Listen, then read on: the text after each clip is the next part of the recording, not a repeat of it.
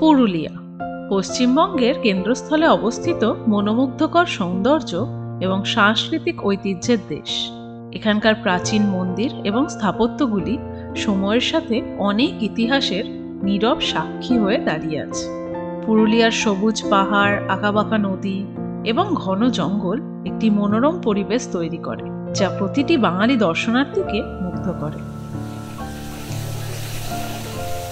কি সুন্দর না জায়গাটা! এটা হচ্ছে অযোধ্যা হিলটপের উপর একটা জলপ্রপাত। কোন জলপ্রপাত মনে প্রশ্ন আসছে? চলুন তাহলে শুরু থেকে শুরু করা যাক।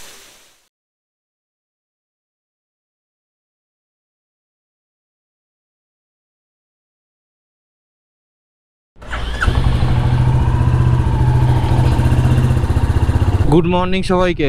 আজ 25শে ফেব্রুয়ারি 2024। আমাদের পুরুলিয়া সিরিজের আজকের থার্ড এপিসোড, কিন্তু আজকে সেকেন্ড ডে। তো আমাদের টার্গেট আজকের এখান থেকে পুরুলিয়ার যে বাকি যে সার্কিটটা পড়ে আছে, আমি আগের দিনই বলেছিলাম পুরুলিয়াতে 3টে সার্কিট আছে, টোটাল ডিভাইড করা যায়। একটা হচ্ছে অযোধ্যা সার্কিট, একটা মুরগুমো সার্কিট, আর একটা হচ্ছে গড় পঞ্চকোট সার্কিট। গড় পঞ্চকোট সার্কিটটা অলরেডি আমরা কালকের লাস্ট এপিসোডে দেখিয়ে দিয়েছি। তো আজকের বাকি যে দুটো সার্কিট আছে আমাদের, অযোধ্যা আর মুরগুমো সার্কিট, ওই দুটো সার্কিট কমপ্লিট করা আজকে আমাদের টার্গেট। এখন টাইম 9:15। আমাদের টার্গেট ছিল 8টার মধ্যে বেরোনো, 1 ঘন্টা দেরি হয়ে গেল। এই আমরা যে গেস্ট হাউসটা আছি, এই গেস্ট হাউসটা পুরুলিয়া সিটির মধ্যে পড়ে, তো পুরুলিয়া স্টেশন থেকে অনেকটাই কাছে। গেস্ট হাউসটা কীভাবে বুক করতে হয়, কত কী প্রাইস, সেটা আমরা গত এপিসোডে অলরেডি সব কিছু বলেই দিয়েছি। তো ডেসক্রিপশনে দেখে নিতে পারেন, লিঙ্কটা আমি দিয়ে দেবো। অযোধ্যা সার্কিটের ফার্স্ট ডেস্টিনেশন বা ফার্স্ট টার্গেট হচ্ছে আমাদের পাখি পাহাড়। এখান থেকে পাখি পাহাড় যেতে গেলে আমাদের বলরামপুর হয়ে ডান দিকে বাঘমুন্ডির দিকে বেঁকে যেতে হবে। ডিস্টেন্স দেখাচ্ছে এখান থেকে 45 থেকে 49 কিলোমিটার মতো।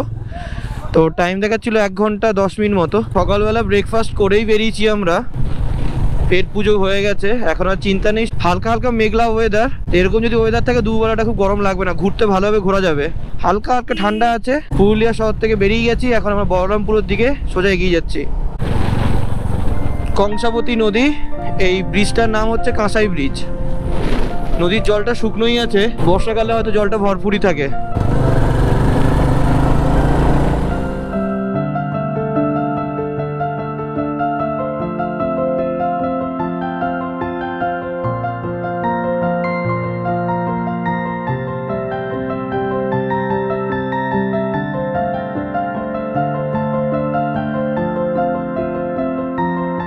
এই হচ্ছে বলরামপুর। আমরা ওই দিক থেকে এসেছি, বলরামপুর থেকে ডান দিকে ঘুরে গেলাম পাখি পাহাড়ের দিকে, বাঘমুন্ডির দিকে।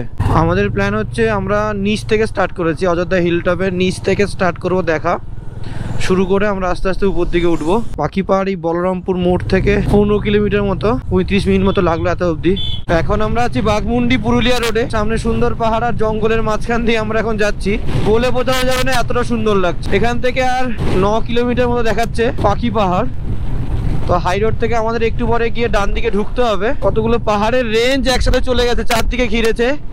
এই হচ্ছে অযোধ্যা পাহাড়ের পুরো রেঞ্জ। এগুলো অসম্ভব সুন্দর ল্যান্ডস্কেপ, এটা বলে বোঝানো যাবে না। একটা ছবি তো নিতেই হবে। আহা হা, দারুণ। এই ছবিগুলো আপনারা চাইলে আমাদের ইনস্টাগ্রাম প্রোফাইল থেকে দেখে নিতে পারবেন।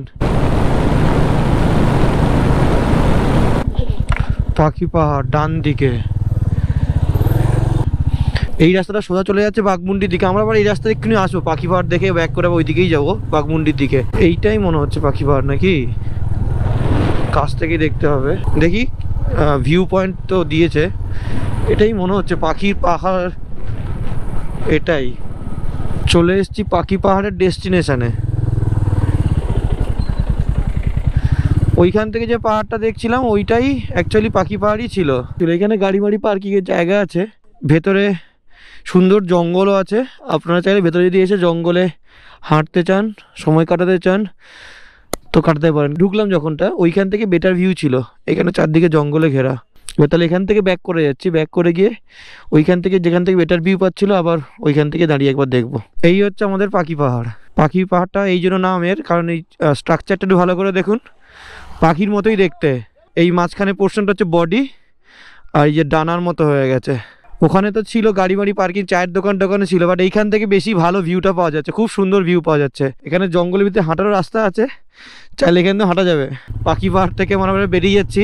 আমাদের নেক্সট স্পট এবার চারিদা গ্রাম বা মুখোশ গ্রাম যেটাকে বলা হয়।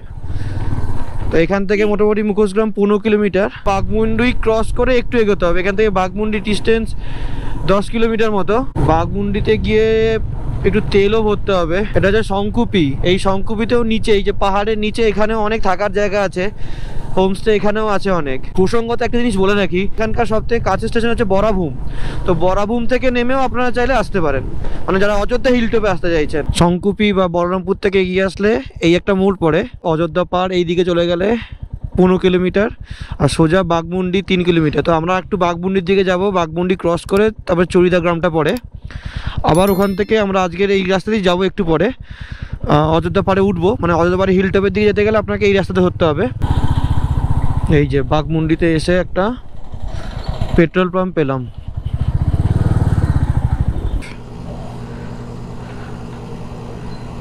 ফুল ট্যাঙ্কি করে নিয়েছি তেল, আর কোনো চিন্তা নেই। যাই হোক, এখান থেকে চরিদা গ্রাম আর 4 কিলোমিটার মতো বাকি।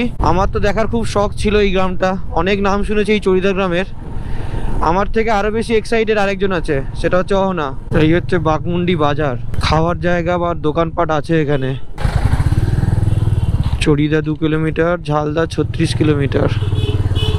চলে এসছি চরিদা।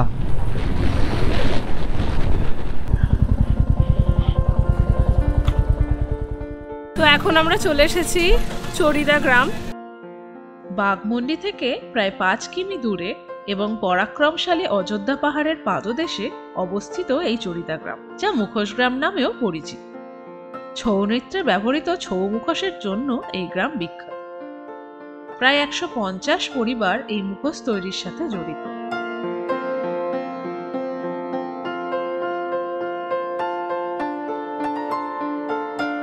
রাস্তার দুই পাশে শিল্পীদের কর্মশালা দেখা যায়। কর্মশালার বাইরের দেওয়ালে সুসজ্জিত মুখোশগুলি প্রদর্শিত হয়।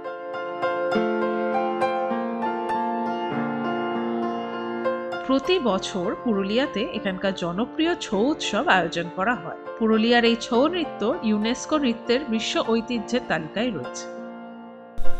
আপনারা যদি চান এখানে ছৌ নাচের ব্যবস্থা করে দেওয়া হবে। এই চরিদা গ্রাম থেকে 4 কিলোমিটার যেতে হবে। শুধু আপনাদের জন্যই নাচের ব্যবস্থা করে দেবে, 5000 টাকা চার্জ করবে। এই মুখোশগুলি ছৌ নাচে ঐতিহ্যবাহী ব্যবহার ছাড়াও প্রতিটি দর্শনার্থীদের ড্রয়িং রুমে একটি সুন্দর শোপিস হিসেবে জায়গা করে নেয়। চরিদা গ্রাম থেকে এবারে 3 নম্বর ডেস্টিনেশন আমাদের থুরগা ফলস। চরিদা গ্রাম থেকে ডিস্টেন্স 7.2 কিলোমিটার মতো। বেশ অনেকক্ষণ এখানে সময় কাটালাম আমরা চরিদা গ্রামে। অহনা বাড়ির জন্য 2-4টে মুখোশ কিনলো। একটু বার্গেনিং করে নিতে হবে, দাম কম বেশি এরা একটু বলে। তো আপনাদেরকে যখন কিনবেন তখন একটু বার্গেনিংটা অবশ্যই করে নেবেন। এটা হচ্ছে অযোধ্যা মোড়ের নাম। তো এইখান থেকে আমাদের বাঁ দিকে নিয়ে যেতে হবে। আমি একটু আসামের যে মোড়টা দেখাচ্ছিলাম ওই দিক দিয়েও যাওয়া যেত, কিন্তু এই গুগল দিয়ে দেখাচ্ছে এটা অনেক শর্টকাট থুরগা ফলসে যাওয়ার জন্য।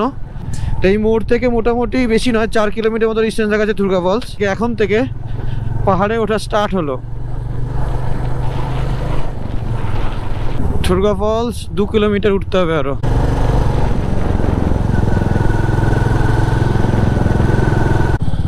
চলে এসেছি থুরগা ফলস দেখতে। এই হচ্ছে থুরগা ফলস। ভালোই লাগছে এখান থেকে, বেশিক্ষণ লাগলো না এখানে আমাদের আসতে। ওই চরিদা গ্রাম থেকে মোটামুটি কাছেই ছিল।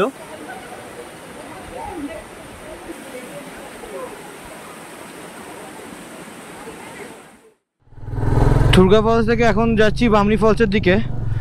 থুরগা ফলস থেকে বামনি ফলসের ডিস্টেন্স 2 কিলোমিটার মতো, বেশি নয়, কাছেই আছে। থুরগা ফলসটা এমন কিছু বড় রাখলো না, মোটামুটি একটা ছোট সাইজের একটা ওয়াটারফল। বামনি ফলস এসে গেছি, বামনি ফলস।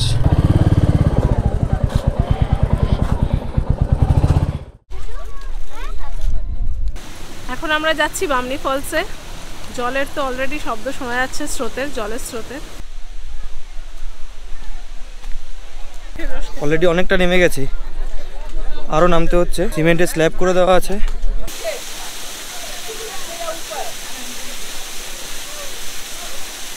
খুব সুন্দর এই জলপ্রপাতের নাম হলো বামনি ওয়াটারফল। তাহলে যেখান থেকে আজকের ভিডিওটা শুরু হয়েছিল ওখানে এসেই আমরা আবার বসে আছি এবং এখানে খুব সুন্দর একটা সময় কাটাচ্ছি। যাওয়ার পথে মাঝখানেই একটা জায়গা, এখান থেকে ভিউ পাওয়া যাচ্ছে। এখান থেকে নিচে আরও যাওয়া যাবে, যাবো দেখি। ওই অবধি কংক্রিটের রাস্তা, কিন্তু ওর ঠিক নিচ থেকে এবারে পাথরে রাস্তা শুরু হয়েছে, পাথর দিয়ে স্টেপস মতো করে দেওয়া আছে।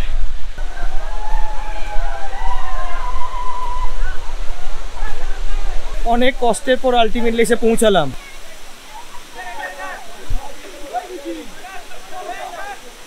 অসাম দুর্গা ফলসটা এর থেকে অনেকটাই ছোট। যদি নিচে নামতে পারেন তাহলে তো বলো কষ্টটা ডিজার্ভ করে।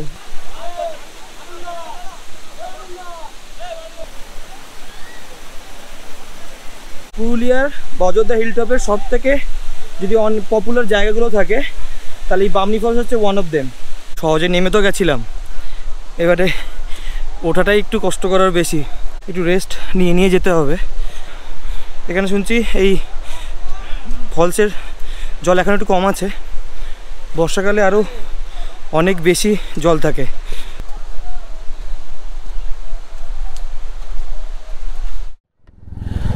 বামনি ফলস থেকে এবারে বেরিয়ে যাচ্ছি লাহারিয়া ড্যামের দিকে। এটা আবার নিচে নামতে হবে, আবার আমাকে ওই থুরগা ফলসের দিকে যেতে হবে। থুরগা ফলসটা ক্রস করে আর একটু এগিয়ে গিয়ে বাঁ হাতে একটা রাস্তা ঢুকবে, ওই দিকে আমার ঢুকে যেতে হবে। বামনি ফলসে অনেকটাই সময় কাটলো এখানে। আবার নিচের দিকে যাওয়ার আগে বাঁ দিক দিয়ে ঢুকে গেলাম লাহারিয়া ড্যামের দিকে। এই লাহারিয়া ড্যাম বলুন, লোয়ার ড্যাম বলুন, সব এই দিকেই যাবে। কোথায় চলে এসছে এটা? পুরুলিয়া না কোনো নর্থ বেঙ্গল না কোনো একটা স্বর্গ। অসম্ভব সুন্দর।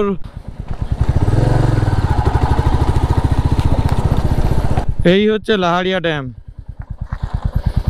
এই যে সামনে আছে, ওই যে ওখান থেকে ড্যামের ছাড়ার জায়গা, জল ছাড়ার জায়গা আছে।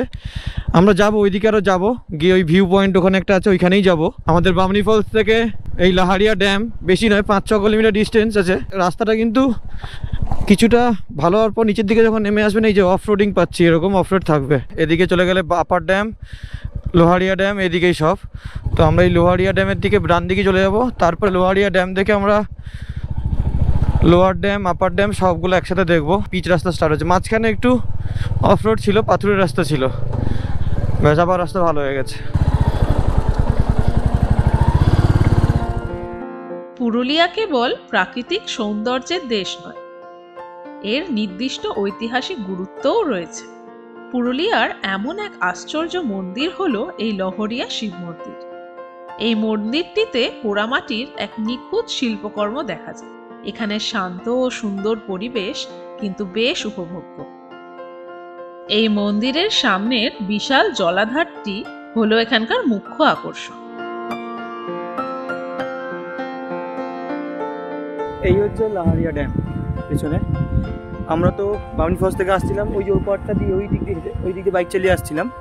তো আসার সময় যে রাস্তাটা ওইখান দিয়ে দেখা যাচ্ছে।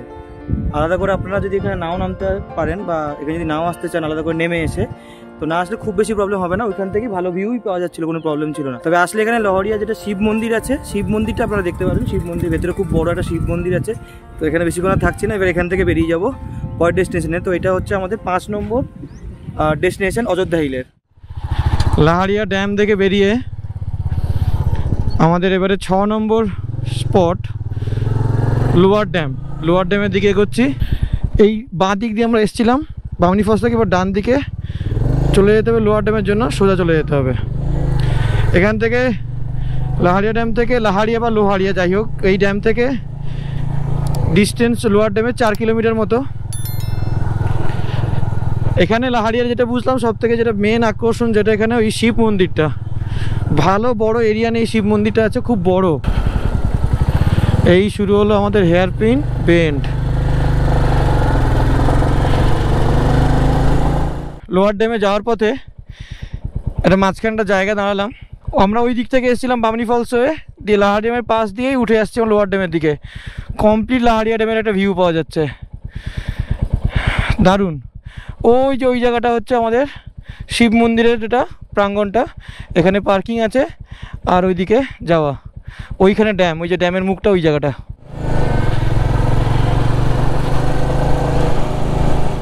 আমরা চলে এসেছি আমাদের 6 নম্বর ডেস্টিনেশন লোয়ার ড্যাম। এই হচ্ছে লোয়ার ড্যাম, আর ওই যে লাহারিয়া ড্যাম। আমরা ওই নিচ থেকে এসেছি, এসে লাহারিয়া ড্যামের পাশ দিয়ে উঠে চলে এসেছি। দারুণ লাগছে ভিউটা এখান থেকে, চারদিকে পাহাড়ে ঘেরা এই যে ড্যাম। এখানে একটা লেক মতো আছে, বাঁধ মতো করে দেওয়া আছে, এখানে এন্ট্রি নেই। ওখান দিয়ে ড্যামের আরো সামনে যাওয়া যেত, কিন্তু ঢুকতে দেবে না বলে আর এদিকে গেলাম না। আর এই রাস্তা বড় সোজা আরো এগিয়ে চলে গেলাম, আমরা আপার ড্যামের দিকে যাব। খুব সুন্দর ভিউ পাওয়া যাচ্ছে।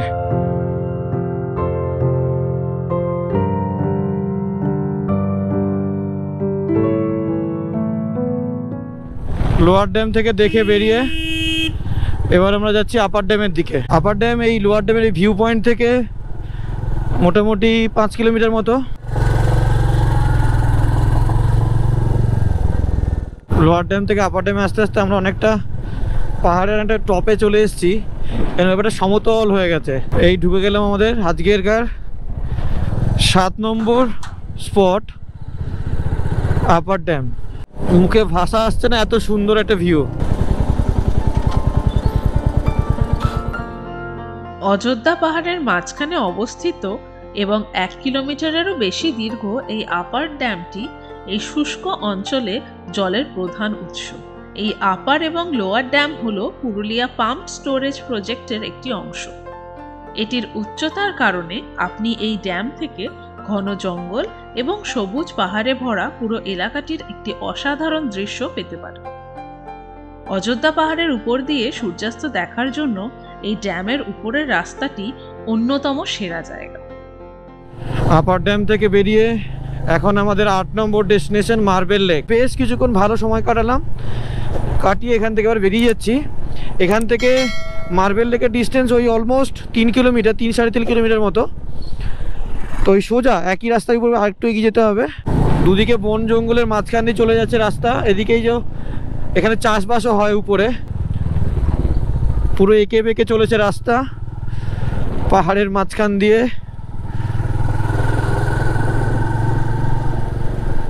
মার্বেল লেক 1 কিলোমিটার ডান দিকে চলে এসেছি। মেন রোড থেকে একটু সিমেন্টের বাঁধানো রোড ধরে এগিয়ে আসতে হবে।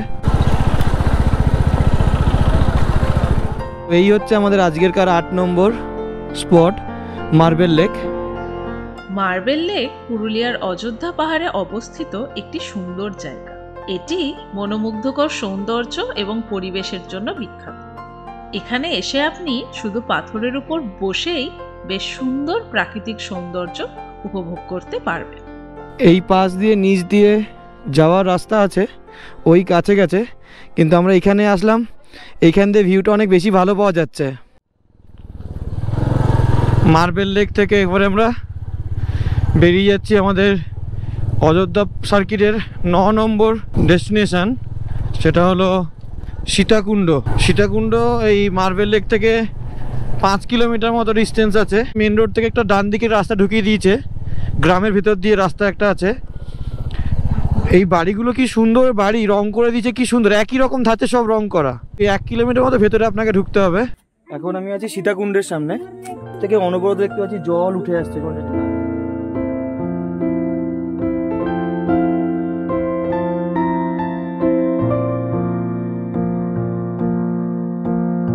এই সীতাকুণ্ড নাম পড়ার পিছনে কাহিনী হচ্ছে, কথিত আছে রামচন্দ্র বনবাসের সময় সীতা জল খেতে চেয়েছিল, তখন রাম বান মেরেছিল, বান মারার পর বানটাই সেখানে পড়ে, তো সেই জল সীতা খেয়েছিলেন।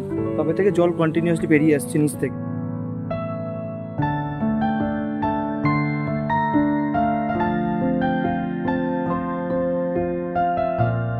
যাই হোক, এখান থেকে আমরা বেরিয়ে যাচ্ছি এখন পরের ডেস্টিনেশনের দিকে। সীতাকুণ্ড থেকে বেরিয়ে যাচ্ছি এখন আমাদের পরের ডেস্টিনেশন এবং 10 নম্বর ডেস্টিনেশন এবং অযোধ্যা সার্কিটের লাস্ট ডেস্টিনেশন ময়ূর পাহাড়। তো এখান থেকে মোটামুটি ময়ূর পাহাড়ের ডিস্টেন্স দেখাচ্ছে 2.3 কিলোমিটার। এখানে যাওয়ার পথে এখানে বেশ খাওয়ার জায়গা, বড় রেস্টুরেন্ট আছে, তো আপনারা যদি খেতে ইচ্ছা করে তাহলে এখানেও কিন্তু খেতে পারেন। এখানে অনেক হোমস্টেও আছে।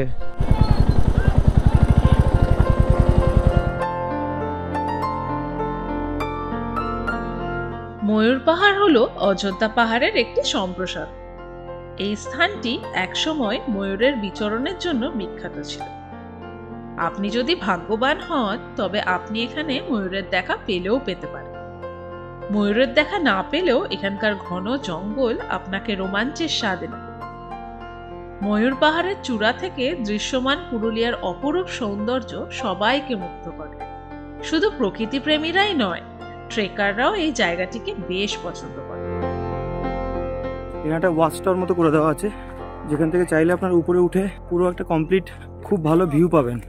তো ময়ূর পাহাড় কমপ্লিট দেখা। আজকে আমাদের এটাই লাঞ্চ।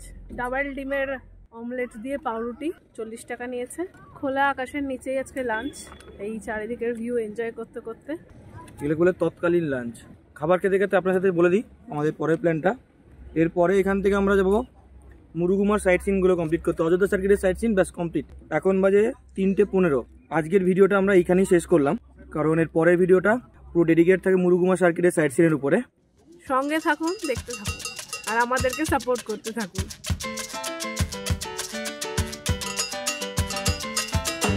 আমি অহনা, আমি অভি। আপনারা দেখছেন আমাদের চ্যানেল ট্রাভেল উইথ অহনা অভি। আমাদের ভিডিওগুলো কেমন লাগে অবশ্যই কমেন্ট করে জানাবেন। ভিডিওগুলো যদি ভালো লাগে লাইক, শেয়ার এবং সাবস্ক্রাইব করবেন। সাবস্ক্রাইব করার সময় বেল আইকনটা অবশ্যই প্রেস করবেন ইনস্ট্যান্ট নোটিফিকেশনের জন্য। ভালো থাকবেন, সুস্থ থাকবেন।